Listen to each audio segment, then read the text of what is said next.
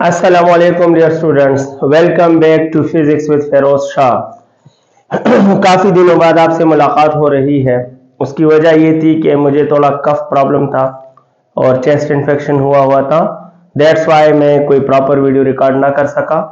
आज मैं आपके लिए one of the most important topic in physics, first year physics, जो कि पेपर पॉइंट ऑफ व्यू से भी बहुत इंपॉर्टेंट है और किसी भी medical entrance test, NMDCAT, ETEA वगैरह के लिए भी बहुत ज़्यादा इंपॉर्टेंट टॉपिक है। तो चलें जनाब, आज वर्क पे हम कुछ ऐसा वर्क करते हैं कि इसके बाद आपको वर्क पे वर्क करने की ज़रूरत नहीं पड़ेगी। स्टार्ट करते हैं। मैं आपको पॉइंट्स सीक्वेंस वाइज पढ़ा रहा हूं, तो इंशाल्लाह ये सारे पॉइंट्स अगर आपने पढ़े, देखे और समझे तो इसके बाद कोई एक्स्ट्रा पॉइंट आपको पढ़ने की भी जरूरत नहीं रहेगी। स्टार्ट करते हैं और आपको बताता हूं कि वर्क क्या है। तो पॉइंट नंबर 1 मैं आपके लिए लिख रहा हूं कि पॉइंट नंबर 1, पहला पॉइंट वर्क के बारे में मैं क्या कहने वाला हूं आपसे। वर्क किसे कहते हैं, फोर्स और डिस्प्लेसमेंट वगैरह वो बचपन की बात है, मैं उसे प्रूफ करने की कोशिश करूंगा। बेसिक पॉइंट आपको बता रहा हूं। माय डियर स्टूडेंट्स, मैं दावा करने वाला हूं दैट वर्क किसे कहते हैं। Work means to bring change. Work means to bring change in energy of a body. Work का मतलब है किसी बॉडी के एनर्जी में चेंज लाना। It is the first qualitative definition of work. Work का मतलब क्या है, मैंने दावा किया कि वर्क हकीकत में किसी बॉडी के एनर्जी में चेंज लाने का दूसरा नाम है। मेरे दावे का मतलब क्या है, मेरे दावे का मतलब है कि मैं लिखना चाहता हूं work is equal to change in energy of a body. मेरे इस डेफिनेशन का मतलब यह है कि जहां जैसा चेंज इन एनर्जी वहां वैसा वर्क। तो मैं लिखना चाहता हूं कि जैसा चेंज इन एनर्जी वैसा वर्क। अगर एक बॉडी की एनर्जी में कोई चेंज नहीं आया तो वर्क उस पर नहीं हुआ। अगर एक बॉडी के एनर्जी में ज्यादा चेंज आया तो वर्क उस पर ज्यादा हुआ। अगर एक बॉडी के एनर्जी में कम चेंज आया तो उस पर वर्क कम हुआ। अगर एनर्जी इंक्रीज हो गई तो वर्क पॉजिटिव है, अगर एनर्जी डिक्रीज है तो वर्क नेगेटिव है। आप कहेंगे सर हम आपके साथ एग्री कैसे हो जाए, आपने डायरेक्ट कहा कि work is change in energy, so मेरे पास प्रूफ है। आप जानते हैं क्लास 9th में आपने पढ़ा था एक टॉपिक एनर्जी का, उसका नाम था वर्क एनर्जी प्रिंसिपल।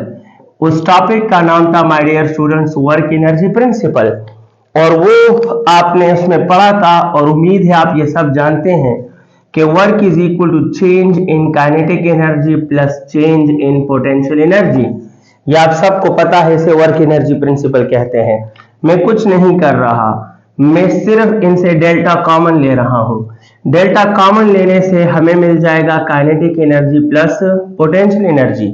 और उम्मीद है आप सब जानते हैं, आप सब इससे एग्री हैं कि kinetic energy plus potential energy, इन दोनों का सम जो है that is equal to total energy.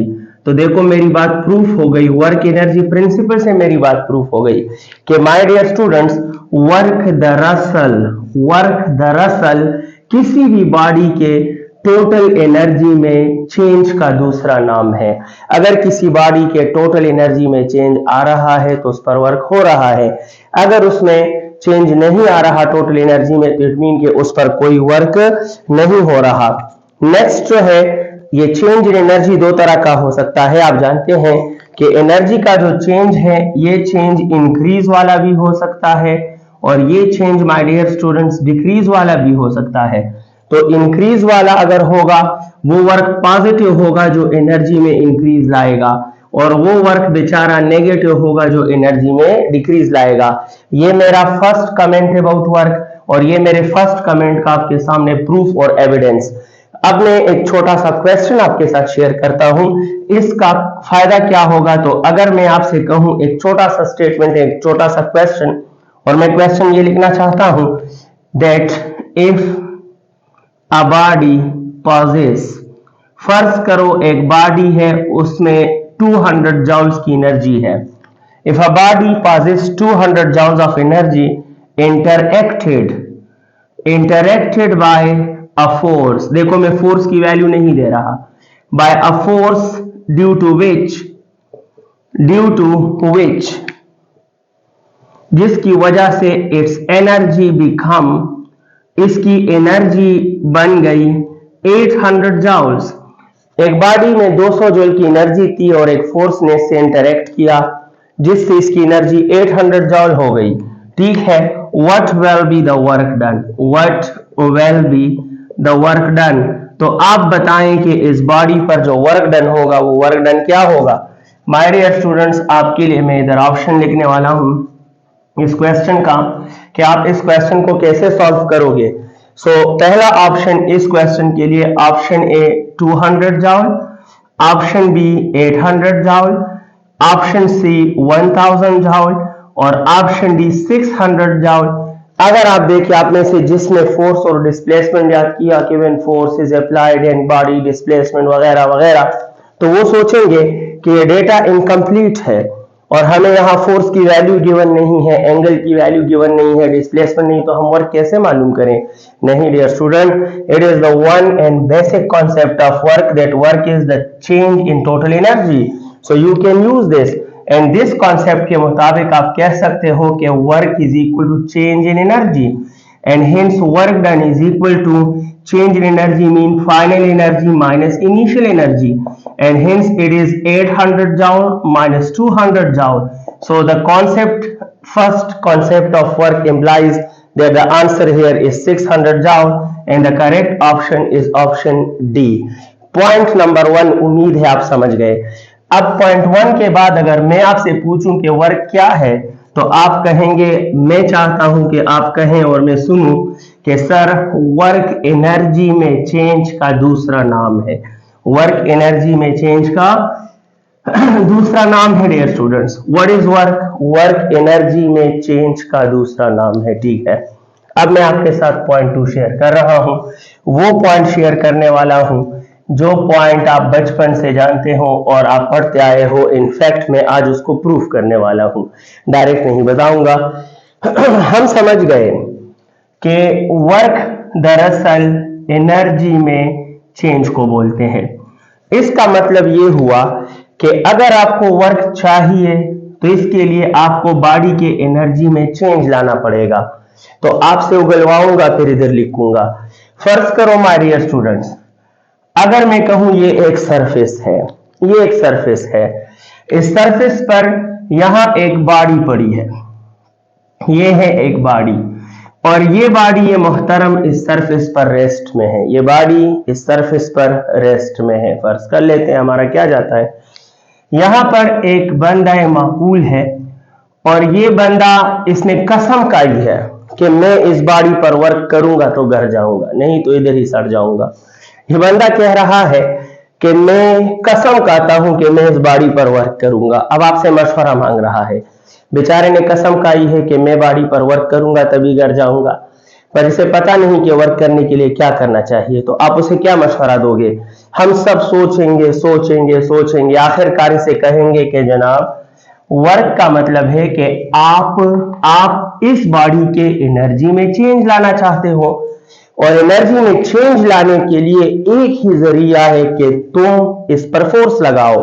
यानी हम सब इसको मशवरा देंगे कि भाई अगर कसम खाई है पूरा करना चाहते हो तो वर्क के लिए इस बॉडी की एनर्जी में चेंज लाना पड़ेगा और इसकी एनर्जी में चेंज लाने के लिए आपको सबसे पहले क्या लगाना पड़ेगा? फोर्स लगाना पड़ेगा। तो देखो मैंने डायरेक्ट नहीं किया, आपके लिए डिस्कशन से प्रूफ किया कि वर्क का पहला रिक्वायरमेंट क्या है? फोर्स है।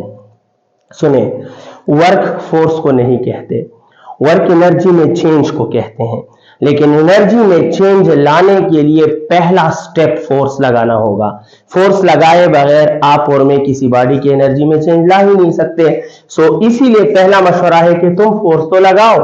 इसीलिए माय डियर स्टूडेंट, बुक्स में नोट्स में लोग इस तरह बोलते हैं कि वर्क के लिए पहला रिक्वायरमेंट क्या है? फोर्स। तो हम कहते हैं व्हेन फोर्स is applied, देखिए माय डियर स्टूडेंट, ये आपके बचपन की यादें हैं ये definition. When force is applied on a body, जब बॉडी पर फोर्स लग जाए। आगे देखिए, हमने इसे मशवरा दिया कि तुम इस बॉडी पर फोर्स लगाओ, शायद तुम अपने कसम को पूरा कर बैठो, लेकिन सिर्फ फोर्स देके। अगर ये एक सरफेस है, उम्मीद है आप ये पॉइंट गेन कर जाएंगे, और इस सरफेस पर यहां पर एक दीवार है, हम इसे कहते हैं वॉल, WALL वॉल, और ये एक बंदा है, वही बंदा है, और इसने कसम खाई है कि मैं इस दीवार पर वर्क करूंगा। हम इसे भी मशवरा देंगे कि भाई तुम ऐसा करो कि इस दीवार पर फोर्स लगाओ, और इसने हमारा मशवरा माना और बेचारा लगाने लगा फोर्स, और फुल ताकत से फोर्स लगा रहा है। लेकिन आप मुझे बताएं कि ये सुबह से शाम तक इस दीवार पर फोर्स लगाए फोर्स है, क्या दीवार अपनी जगह से हिला? नहीं। क्या दीवार रेस्ट में था? यस। क्या अभी रेस्ट में है? यस। रेस्ट में था, रेस्ट में है, इट मीन कि उसकी एनर्जी में चेंज। तो हम क्या कहेंगे? हम कहेंगे कि यहां फोर्स तो है, फोर्स तो है, लेकिन चूंकि दीवार अपनी जगह को चेंज नहीं कर पाया, तो फिर भी एनर्जी में चेंज इन एनर्जी नहीं है, और जब चेंज इन एनर्जी नहीं है तो हम कहेंगे कि वर्क जीरो है।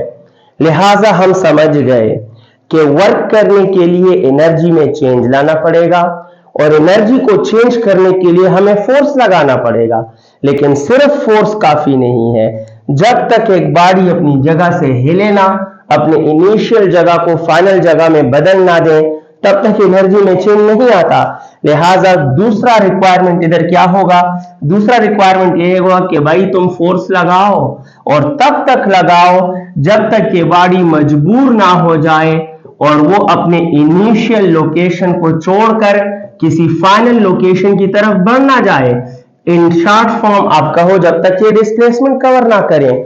क्योंकि देखो मैं यहां खड़ा हूं, मेरी एनर्जी जीरो है, एक बंदा मुझे पीछे से धक्का दे रहा है, लेकिन मैं अपनी जगह से नहीं हिला, तो उसका फोर्स जाया हो रहा है, वो मेरी एनर्जी में चेंज नहीं ला रहा, वो मुझ पर वर्क नहीं कर रहा। लेकिन अगर उसका धक्का कामयाब हुआ और मैं यहां से चल पड़ा, तो गोया मैंने एनर्जी हासिल कर ली, और एनर्जी हासिल करने का मतलब है कि मेरी एनर्जी में चेंज आया, और मेरी एनर्जी में चेंज का मतलब है कि मुझ पर वर्क हो गया या उसने वर्क कर लिया।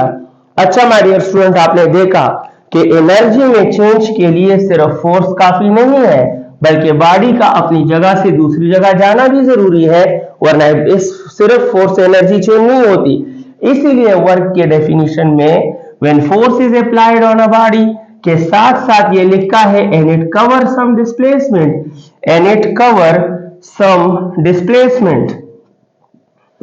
तो फिर हम कहते हैं, देखो जब फोर्स लग जाए और डिस्प्लेसमेंट कवर हो जाए, देन वी से देन वर्क इज डन।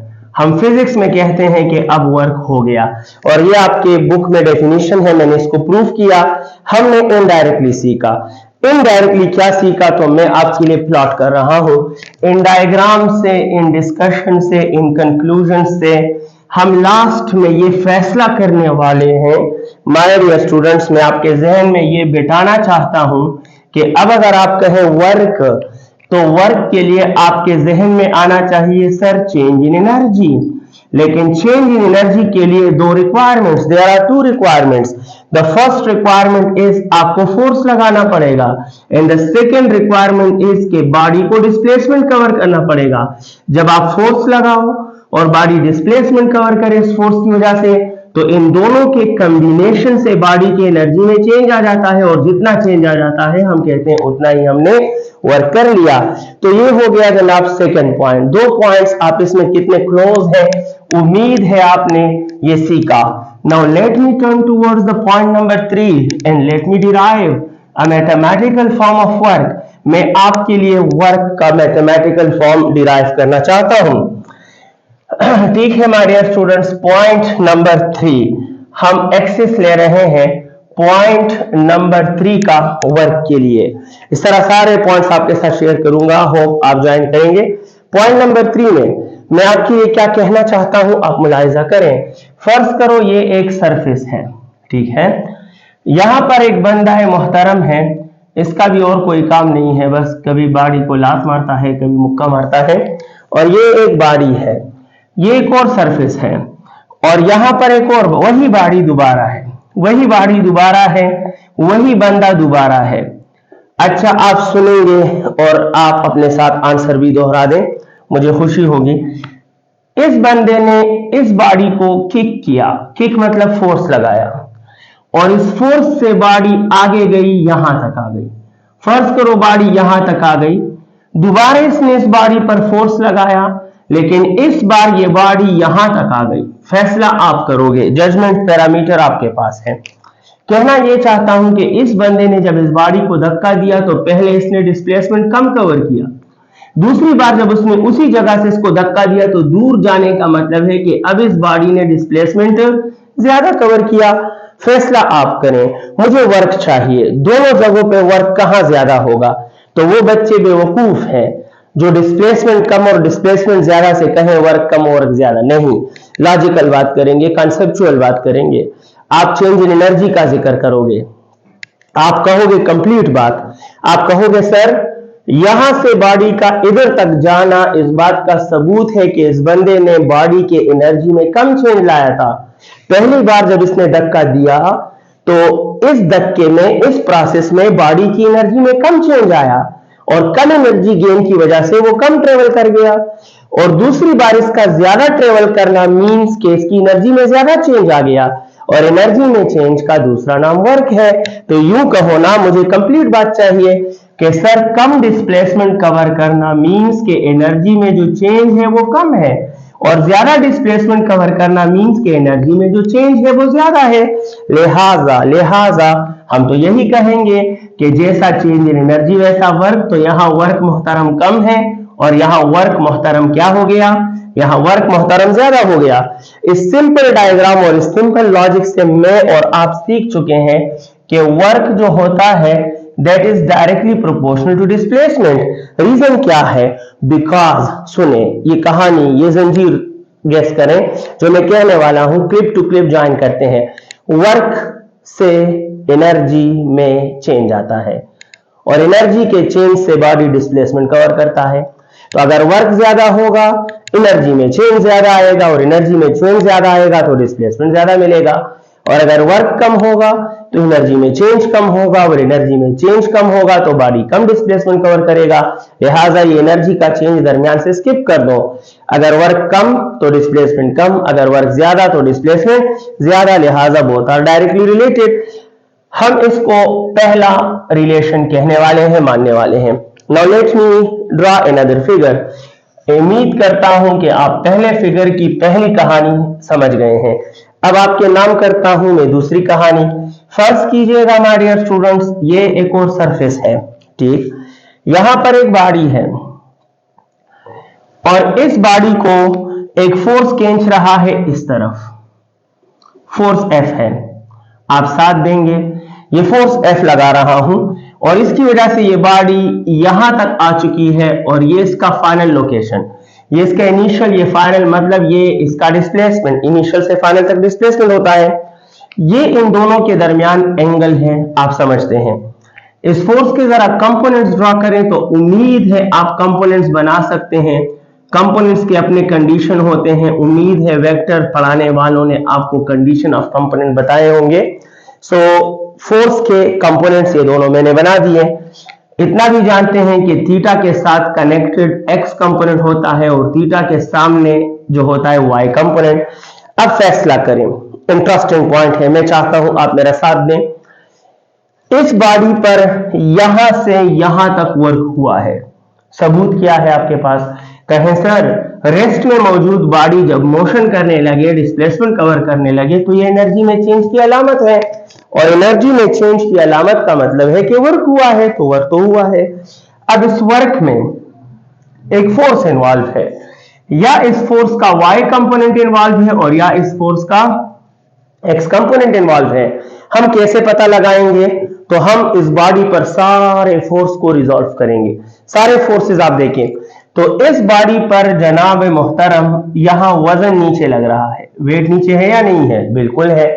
क्या ये बॉडी नीचे जा रही है? नहीं जा रही। ये वाई कंपोनेंट अपवर्ड है, क्या बॉडी ऊपर गई है? नहीं गई।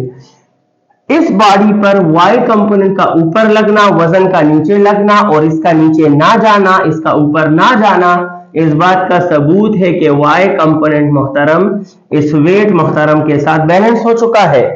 अच्छा ठीक है, जब ये दोनों बैलेंस हो चुके हैं यानी y कंपोनेंट और वेट आपस में कैंसिल हो चुके हैं, और फोर्स तो आप बोल नहीं सकते। क्यों नहीं बोल सकते? क्योंकि जिस वेक्टर का आप कंपोनेंट ले लो फिर उस वेक्टर की आप बात नहीं कर सकते।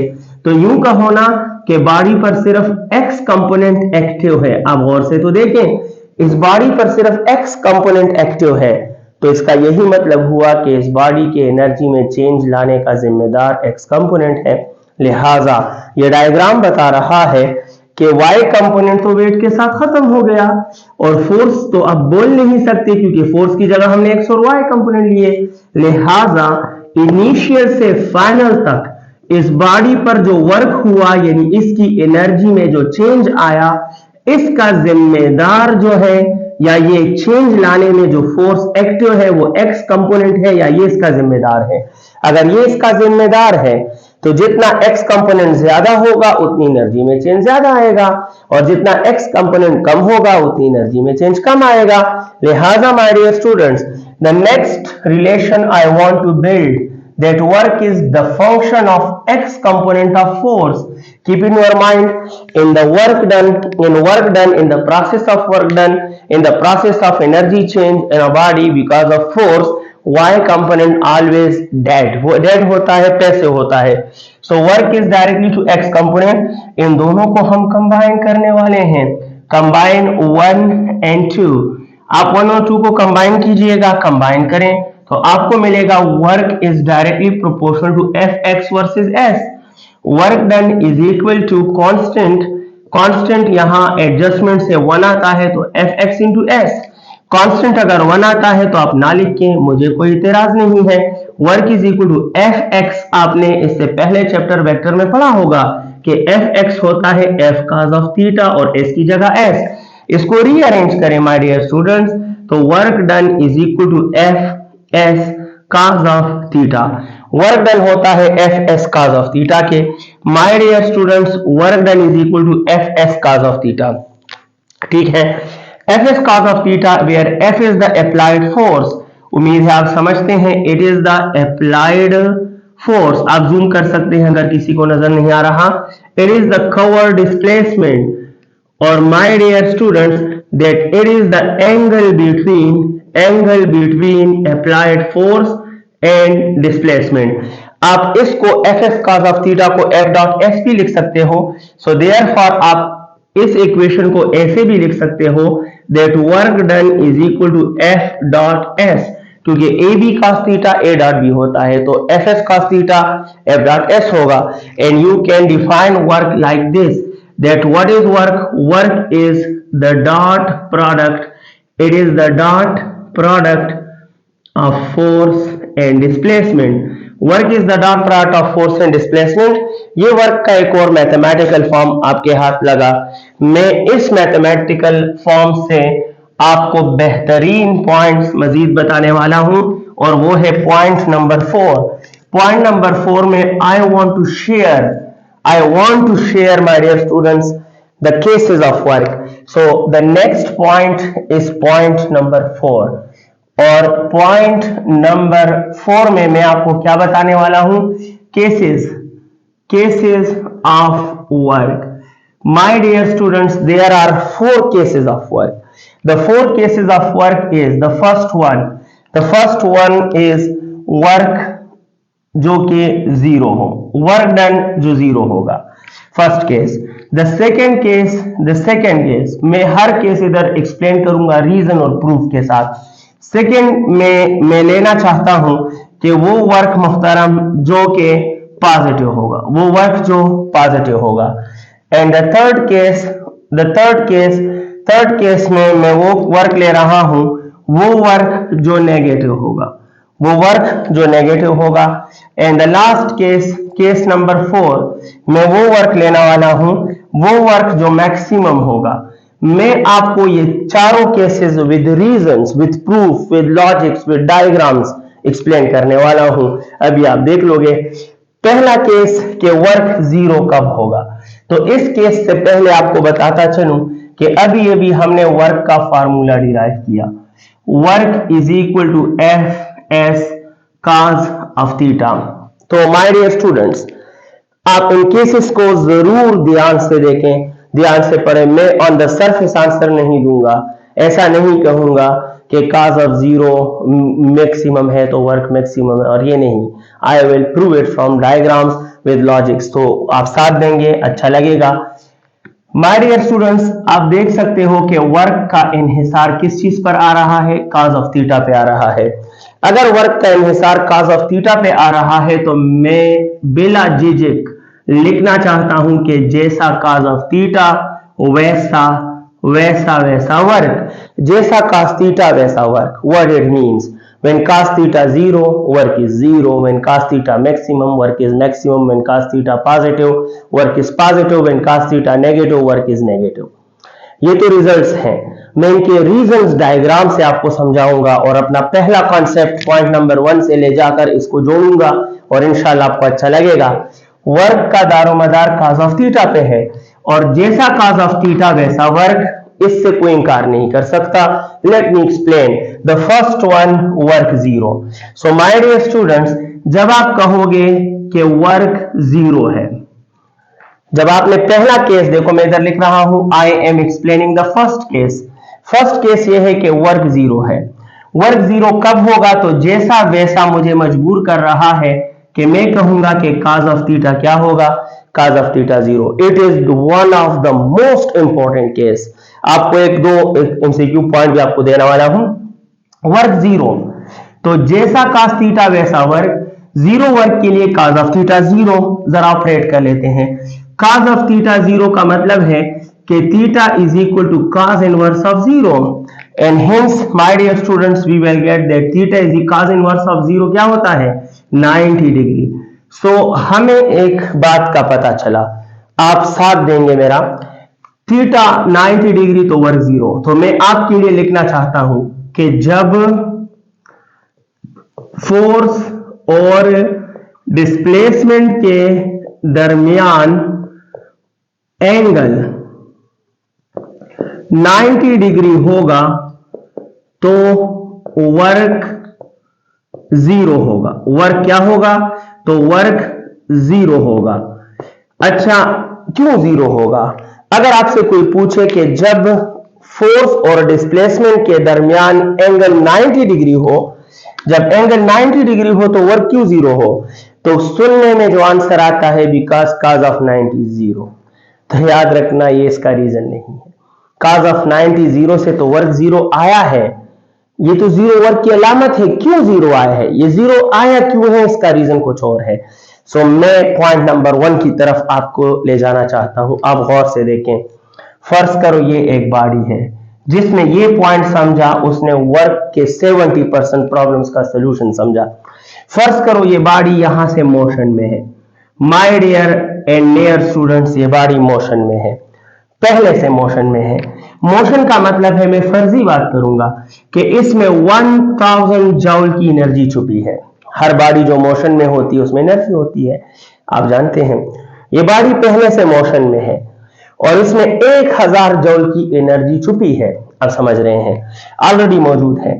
अगर मैं इसको इस तरफ धक्का दूं, मेरा साथ देंगे आप? फोर्स मैंने राइट पर लगाया, बताओ आपका जहन क्या कहेगा कि मेरा ये फोर्स इस बॉडी के 1000 जूल में चेंज लाएगा, नहीं लाएगा? अगर चेंज लाएगा तो किस तरह का चेंज लाएगा? उम्मीद है आप सब समझते हैं कि सर ये फोर्स इस मोशन की हेल्प कर रहा है, और हेल्प करने का मतलब है कि ये इस एनर्जी में क्या लाएगा, ये 1000 जूल में मुसलसल ये फोर्स क्या लाएगा, इंक्रीज लाएगा। लेकिन इंक्रीज का मतलब है, गौर से सुने, इंक्रीज का मतलब है चेंज। लिहाजा ये फोर्स इस बॉडी के एनर्जी में चेंज ला रहा है, लिहाजा इस फोर्स का वर्क जीरो नहीं होगा। और आप गौर से देखिए यहां एंगल क्या बन रहा है, मोशन भी इस तरफ, फोर्स भी इस तरफ, तो एंगल क्या बन रहा है, 0 डिग्री। तो 0 डिग्री पर वर्क जीरो क्यों नहीं है? 0 डिग्री पर वर्क जीरो क्यों नहीं है? क्योंकि जो फोर्स 0 डिग्री पर हो वो एनर्जी में इंक्रीज या चेंज लाता है। और चेंज आएगा तो वर्क तो होगा। अब नेक्स्ट पॉइंट, अगर मैं इस 1000 जूल वाली बॉडी पर इस तरफ फोर्स लगाऊं, फर्ज करो मैंने अपना फोर्स इस तरफ लगाया, जो बॉडी उस तरफ जा रही है, तो आप कहें सर इस वक्त तो एंगल 180 डिग्री है, लेकिन आप बताएं ये फोर्स इस बॉडी की एनर्जी के साथ क्या करेगा। मुझे पता है हर बच्चा, इवन वो 9th क्लास का ही क्यों ना हो, वो समझता है कि सर इस बॉडी में 1000 जूल की एनर्जी है और 0 डिग्री वाला फोर्स इस एनर्जी को इंक्रीज करेगा और 180 डिग्री वाला फोर्स इस एनर्जी को क्या करेगा। तो आप कहें सर ये फोर्स इस बॉडी के एनर्जी में इसकी एनर्जी को डिक्रीज करेगा। मैं कहूंगा डिक्रीज करे या इंक्रीज करे, लेकिन क्या करेगा, चेंज करेगा। और थोड़ी देर पहले मैंने कहा था कि जहां एनर्जी में चेंज होगा वहां वर्क होगा, लिहाजा ये फोर्स भी वर्क कर रहा है, ये भी वर्क कर रहा है। ये अलग बात कि ये इंक्रीज इन एनर्जी लाता है तो इसका वर्क पॉजिटिव है और ये डिक्रीज इन एनर्जी लाता है, इसका वर्क नेगेटिव है। मैं आपको एक और पॉइंट की तरफ ले जाना चाहता हूं। आपने क्या देखा, आपने देखा कि अगर आपको एनर्जी में इंक्रीज चाहिए तो फोर्स का 0 डिग्री पर आना लाजमी है, अगर आपको एनर्जी में डिक्रीज चाहिए तो फोर्स का 180 डिग्री पर आना लाजमी है, यानी अपोजिट टू मोशन तो decrease in energy, force parallel to motion तो इंक्रीज इन एनर्जी। अब अगर मैं, गौर से देखे भाई, अगर मैं इस बॉडी पर जो इस तरफ मोशन कर रही है और मैं इस पर इस तरफ फोर्स लगा दूं, तो ये फोर्स मोशन के साथ कौन सा एंगल बनाता है, आप सब कहें 90। बताओ कि क्या ये पैरेलल है, आप कहें नहीं नहीं सर ये पैरेलल नहीं है, ना इसका कोई कंपोनेंट पैरेलल बनता है, तो ये पैरेलल नहीं है तो ये इंक्रीज नहीं लाएगा। क्या ये एंटी पैरेलल है, नहीं, ना ये खुद एंटी पैरेलल है, ना इसका कोई कंपोनेंट एंटी पैरेलल है, तो ये डिक्रीज भी नहीं ला सकता। इंक्रीज के लिए पैरेलल होना लाजमी है, डिक्रीज इन एनर्जी के लिए एंटी पैरेलल या एंटी पैरेलल कंपोनेंट का होना लाजमी है। इस फोर्स जो परपेंडिकुलर है, जो 90 डिग्री पर है, वो ना पैरेलल है ना एंटी पैरेलल है, तो ना ये एनर्जी में इंक्रीज लाएगा ना डिक्रीज लाएगा। शॉर्टकट का होना कि जो फोर्स परपेंडिकुलर होता है वो एनर्जी में चेंज नहीं लाता, और जो एनर्जी में चेंज नहीं लाता वो वर्क कैसे करेगा, क्योंकि वर्क एनर्जी में चेंज का दूसरा नाम है। अच्छा जनाब, अब कॉन्सेप्चुअली समझ गए। अब आप ऐसा नहीं कहोगे कि जब एंगल 90 डिग्री होता है तो वर्क इसलिए 0 होता है क्योंकि cos 90 0 होता है, वो तो मैथमेटिकल रिलेशन है, रीजन नहीं है। रीजन ये है कि परपेंडिकुलर फोर्स ना इंक्रीज इन एनर्जी का काम कर सकता है और ना डिक्रीज इन एनर्जी का काम कर सकता है, तो वो फोर्स जो मोशन या वेलोसिटी या डिस्प्लेसमेंट को परपेंडिकुलर होता है उसमें ये सलाहियत ही नहीं होती कि वो बॉडी के एनर्जी को चेंज करे, और जो फोर्स बॉडी के एनर्जी को चेंज नहीं कर सकता वो वर्क नहीं करता, उसका वर्क 0। अच्छा, ये केस नंबर 1 मैंने लॉजिकली एक्सप्लेन किया। आपके लिए एग्जांपल बताता हूं, one of the most important example dear students. Example इसका क्या है, 0 वर्क एट 90 डिग्री का बेहतरीन एग्जांपल 2-3 बार टेस्ट में बतौर क्वेश्चन भी आ चुका है कि work done by centripetal force. गौर से सुने, फर्ज करो ये है न्यूक्लियस, उम्मीद है आप जानते हैं न्यूक्लियस पर पॉजिटिव चार्ज है, और ये भी आप सब जानते हैं कि सर्कुलर ऑर्बिट में इलेक्ट्रॉन रोटेट करता है, और ये भी आप जानते हो कि इलेक्ट्रॉन बेचारे पर नेगेटिव चार्ज होता है, और उम्मीद है आप सबको पता है कि इलेक्ट्रॉन की वेलोसिटी हर जगह पर टेंजेंशियल होती है, यानी इसका मोशन टेंजेंशियल होता है। माय डियर स्टूडेंट, सब जानते हैं आप, मुझे पता है। अब फोर्स को तो मुलाहिजा करें, नेगेटिव को पॉजिटिव अपनी तरफ खींचता है, नेगेटिव को पॉजिटिव अपनी तरफ खींचता है, नेगेटिव को पॉजिटिव अपनी तरफ खींचता है, नेगेटिव को पॉजिटिव अपनी तरफ खींचता है, और इस फोर्स को आपने बचपन में सेंट्रीपिटल फोर्स कहा है, और आप जानते हो ना कि वो वर्क जो सेंट्रीपिटल फोर्स का हो दैट वर्क इज ऑलवेज 0।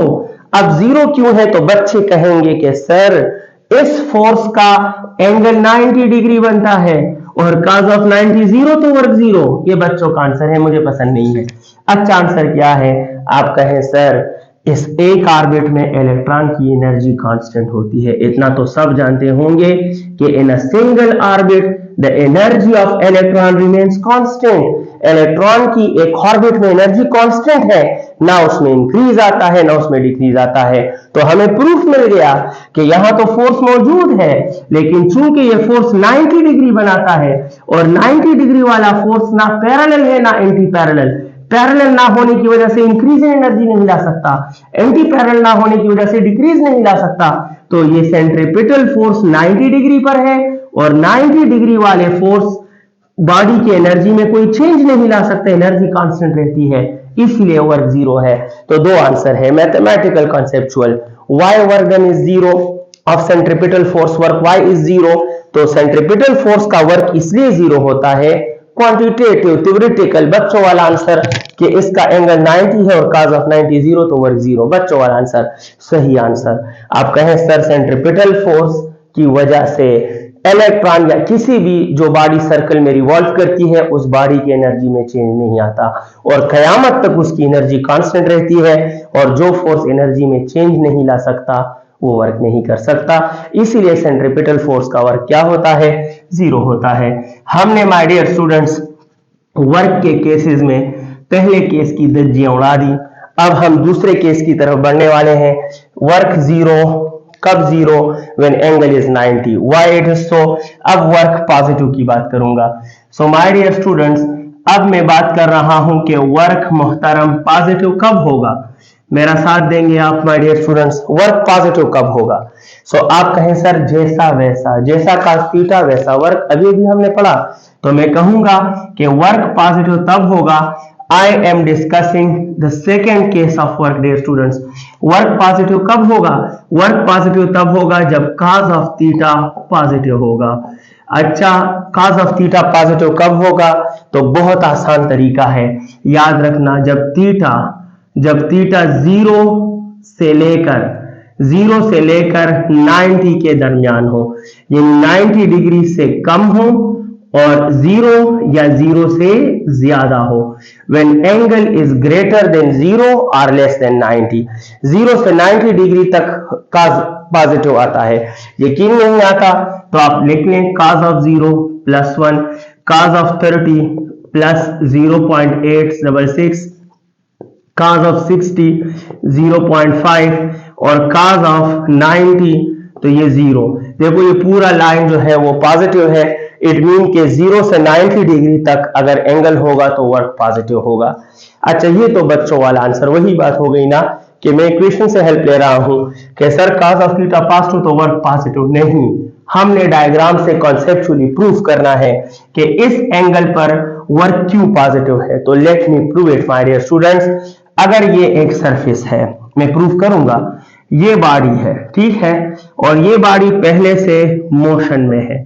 पहले से मोशन का मतलब है कि इस बॉडी में एक एनर्जी मौजूद है, कोई भी एनर्जी है, जितनी भी है, मतलब गौर से देखें, अगर मैं इस पर फोर्स इस तरफ लगाऊं तो इस फोर्स का एंगल क्या बन रहा है, 0, और ये फोर्स इस मोशन के पैरेलल है, तो ये फोर्स क्या लाएगा, आप कहो सर ये फोर्स एनर्जी में इंक्रीज लाएगा, और जो फोर्स इंक्रीज लाएगा वो वर्क पॉजिटिव करेगा। अच्छा ठीक है, 0 रहने दें, कुछ और एंगल लेते हैं।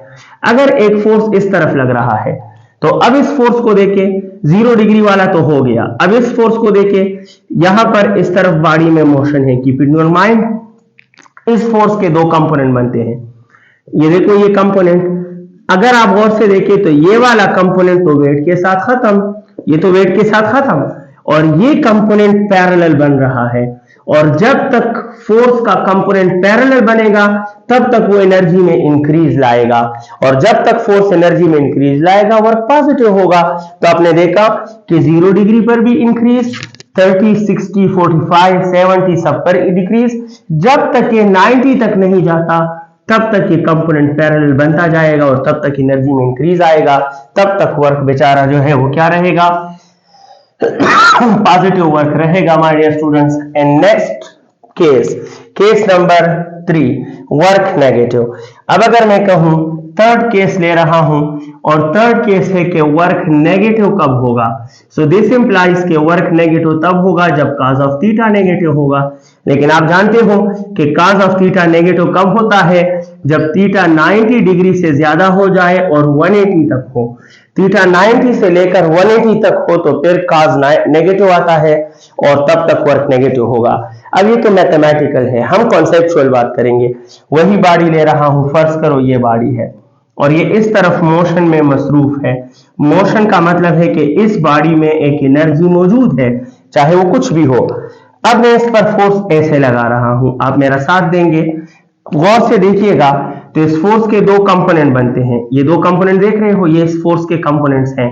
इस बॉडी का वजन नीचे है, ये कंपोनेंट जो है ये इसके साथ कैंसिल हो रहा है। अब देखो ये ऐसा फोर्स है जिसका एंगल 90 से ज्यादा है, 90 से, और 90 से ज्यादा वाले एंगल का ऐसा कंपोनेंट बन रहा है जो एंटी पैरेलल है, और एंटी पैरेलल कंपोनेंट होने की वजह से ये इस एनर्जी में क्या लाएगा, डिक्रीज लाएगा। लिहाजा जो फोर्स 90 से ज्यादा एंगल बनाता है उस फोर्स में एक ऐसा कंपोनेंट होता है जो बॉडी की एनर्जी को डिक्रीज करता है, और जो फोर्स एनर्जी में डिक्रीज लाए उसका वर्क क्या होता है, नेगेटिव। ये कॉन्सेप्चुअल आइडिया था, वो मैथमेटिकल फॉर्मेट है। नेक्स्ट मैं बात करने वाला हूं वर्क के लास्ट केस का, और वर्क का जो लास्ट केस है वो है वर्क मैक्सिमम कब होगा। तो अगर मैं आपसे कहूं कि वर्क मैक्सिमम कब होगा, तो गौर से देखिए, बहुत आसान, इसका भी लॉजिक आपको देता हूं। वर्क मैक्सिमम तब होगा जब cos ऑफ थीटा मैक्सिमम होगा। और आप कहेंगे सर cos ऑफ थीटा के मैक्सिमम वैल्यू तो दो है, क्योंकि मैक्सिमम वैल्यू एक हो सकता है +1 और एक हो सकता है -1। इसका मतलब है कि cos ऑफ थीटा +1 हो या -1 हो, ठीक है। cos ऑफ थीटा +1 का मतलब है व्हेन थीटा इज 0, और cos of theta -1 when theta is 180 degree. तो मैं कहना चाहता हूं कि वर्क मैक्सिमम कब होगा, मैं लिखना चाहता हूं आपके लिए, जब फोर्स का डिस्प्लेसमेंट के साथ, जब फोर्स का डिस्प्लेसमेंट के साथ एंगल या 0 डिग्री हो और या 180 डिग्री हो। फर्क सिर्फ यह है कि 0 डिग्री वाला वर्क पॉजिटिव होगा लेकिन मैक्सिमम होगा लेकिन पॉजिटिव मैक्सिमम, 0 डिग्री वाला वर्क पॉजिटिव मैक्सिमम होगा, और 180 डिग्री वाला वर्क नेगेटिव मैक्सिमम होगा। होगा मैक्सिमम, वैल्यू इसकी ज्यादा होगी, सबसे ज्यादा होगी, पीक वैल्यू होगी। लेकिन नेगेटिव और पॉजिटिव का ये मतलब नहीं 0 से कम 0 से ज्यादा। नेगेटिव का मतलब है कि एनर्जी में डिक्रीज आया है, और पॉजिटिव का मतलब है एनर्जी में इंक्रीज। तो याद रखना, अगर मैं कहूं कि वर्क पॉजिटिव भी है और मैक्सिमम भी है, वर्क पॉजिटिव और मैक्सिमम है, मैंने कहा वर्क पॉजिटिव मैक्सिमम, और अगली बार कह रहा हूं कि वर्क नेगेटिव है और मैक्सिमम है। वर्क नेगेटिव मैक्सिमम वर्क है, नेगेटिव मैक्सिमम और पॉजिटिव मैक्सिमम में क्या फर्क है, तो याद रखना माय डियर स्टूडेंट्स, दोनों में फर्क ये है कि वर्क पॉजिटिव मैक्सिमम मींस के बॉडी की एनर्जी में मैक्सिमम, बॉडी की एनर्जी में मैक्सिमम इंक्रीज आया है, बॉडी की एनर्जी में मैक्सिमम इंक्रीज आया है। और वर्क नेगेटिव मैक्सिमम का मतलब है कि बॉडी की एनर्जी में, बॉडी की एनर्जी में मैक्सिमम डिक्रीज आया है, मैक्सिमम डिक्रीज आया है डियर स्टूडेंट्स।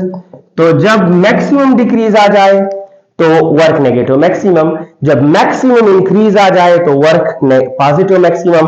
अब 0 डिग्री और 180 डिग्री की कहानी क्या है, तो मैं ड्रा करूंगा। मैंने कहा ना कि हर केस आपको कॉन्सेप्चुअली समझाऊंगा डायग्राम से विद रीजन। गौर से देखें, ये एक बॉडी है और ये इसका पहले से मौजूद मोशन है, और मोशन मीन के इस बॉडी में पहले से मौजूद कुछ एनर्जी है। आप साथ देंगे, अगर मैं इस पर इस तरफ फोर्स लगाऊं, ठीक, अब यही बॉडी है, दोबारा इसमें मौजूद वही मोशन है और इस मोशन में मौजूद एनर्जी है, और अब मैं इस पर इसी तरफ फोर्स लगा रहा हूं। अब इमेजिन करें, मैं इस तरफ फोर्स लगा रहा हूं, बहुत आसान है। अगर आप देखें तो यहां पर फोर्स के दो कंपोनेंट्स बन रहे हैं, इस फोर्स के दो कंपोनेंट्स बन रहे हैं। इसका ये वाला कंपोनेंट जाया हो रहा है, क्या हो रहा है, ये जाया हो रहा है, ये हमारे वर्क के एनर्जी में चेंज के काम नहीं आ रहा। और सिर्फ ये जो कंपोनेंट है, only this component increase the energy. ये क्या करना चाहता है, ये एनर्जी को इंक्रीज करना चाहता है। तो एनर्जी इंक्रीज होगी लेकिन मैक्सिमम इंक्रीज नहीं होगी, क्योंकि टोटल फोर्स का एक हिस्सा जाया हो गया और एक हिस्सा इंक्रीज ला रहा है। सो इंक्रीज की वजह से वर्क पॉजिटिव तो होगा, लेकिन एक कंपोनेंट जाया होने की वजह से इज नॉट मैक्सिमम। क्या होगा? मैक्सिमम नहीं। और आप देखो एंगल जीरो नहीं, एंगल जीरो से ज्यादा है तो वर्क पॉजिटिव है, लेकिन मैक्सिमम नहीं है क्योंकि फोर्स का एक कंपोनेंट जाया हो रहा है। लेकिन अगर इस फोर्स को देखो जो मोशन के पैरेलल है तो एंगल क्या है? जीरो, और इसका ऐसा कंपोनेंट बनता ही नहीं जो जाया हो, और ये खुद सारे का सारा फोर्स क्या कर रहा है? एनर्जी में इंक्रीज ला रहा है। और कंप्लीट फोर्स जब एनर्जी में इंक्रीज ला रहा है तो एनर्जी में इंक्रीज मीन के वर्क पॉजिटिव भी होगा, और सारा फोर्स इंक्रीज ला रहा है तो इंक्रीज मैक्सिमम भी होगा। तो वर्क 0 डिग्री पर, इसलिए पॉजिटिव मैक्सिमम है। अब नेगेटिव मैक्सिमम की कहानी आपके नाम करता हूं। नेगेटिव मैक्सिमम की कहानी ये है my dear students, negative maximum की कहानी ये है कि ये एक बॉडी है। अगर मैं कहूं कि इसमें इस तरफ मोशन है, मोशन मीन के इसमें एक खास किस्म की एनर्जी है या खास वैल्यू ऑफ एनर्जी है। मैं एक फोर्स इस तरफ लगा रहा हूं, तो आप देखिए इस फोर्स के दो कंपोनेंट्स बनेंगे, एक ये का फोर्स, ये कंपोनेंट, और एक ये कंपोनेंट इस फोर्स का जाया हो रहा है, और सिर्फ ये कंपोनेंट जो है वो क्या कर रहा है? ये एनर्जी में डिक्रीज ला रहा है। तो डिक्रीज की वजह से जो वर्क होगा वो नेगेटिव होगा, लेकिन चूंकि सिर्फ एक कंपोनेंट डिक्रीज ला रहा है तो ये डिक्रीज मैक्सिमम नहीं होगा, तो नेगेटिव बट नॉट मैक्सिमम। इसका मतलब है कि देखो एंगल, आप एंगल देखिए 90 से ज्यादा है but not, angle is not 180 degree, और जब एंगल 180 डिग्री नहीं है तो वर्क नेगेटिव तो है लेकिन डिक्रीज मैक्सिमम नहीं है, तो वर्क भी मैक्सिमम नहीं है।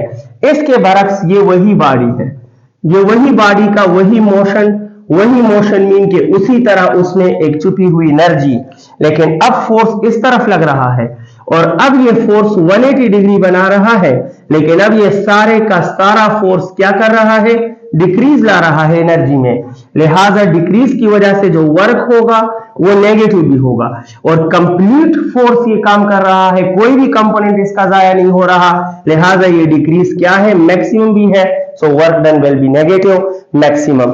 मैंने आपको पॉइंट नंबर 4 में केसेस ऑफ वर्क कंप्लीट समझा दिए।